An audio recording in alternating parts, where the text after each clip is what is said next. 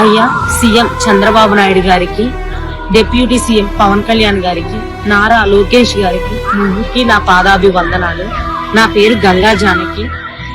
అయ్యా నేను తిరుమలలో ఒక షాప్ ని జీవనాధారంగా నేను నా బిడ్డ బతుకుతున్నాను. నేను టీటీడీ డిపార్ట్మెంట్ రెవెన్యూ డిపార్ట్మెంట్ లో పనిచేసే క్రాంతికుమార్ అనే వ్యక్తిని వివాహం చేసుకున్నాము. కొన్ని కారణాల చేత నేను నా భర్త విడిపోయాము. తను వేరే వివాహం చేసుకుని తిరుచానూరులో ఆమెతో కాపురం ఉన్నారు. అయినా కూడా ఇప్పుడు జీవనాధారంగా ఉన్న నా షాపును నా నుంచి దౌర్జన్యంగా లాక్కోవాలని నారాయణ అనే వ్యక్తి, కలకండ నారాయణ, భాను రాయల్, నా భర్త క్రాంతికుమార్ రాయల్, వీరు ముగ్గురు కలిసి నన్ను చంపాలని చూస్తున్నారు.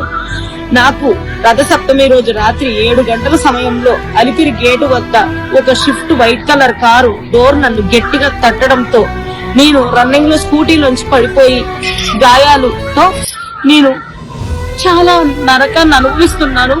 అదే షిఫ్ట్ కారు 2-3 రోజులుగా నా షాపు అందు చుట్టుపక్కల తిరుగుతూ కొంతమంది అనుమానాస్పదంగా నన్ను ఫోటోలు అవి తీస్తూ వీడియోలు తీస్తూ నన్ను భయభ్రాంతులకు గురి చేస్తున్నారు.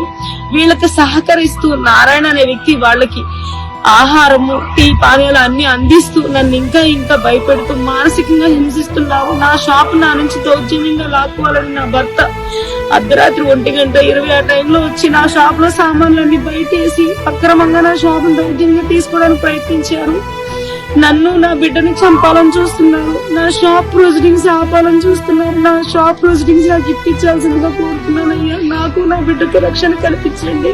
నాకు తల్లిదండ్రులు ఎవరూ లేరు. నేను నా బిడ్డను చూసుకునే బతుకుతున్నాను. మా ఇద్దరికి రక్షణ కల్పించండి. మాకు న్యాయం చేయండి. మీ పాదాలకు వందనాలు. దయించండి అయ్యా మా పట్ల.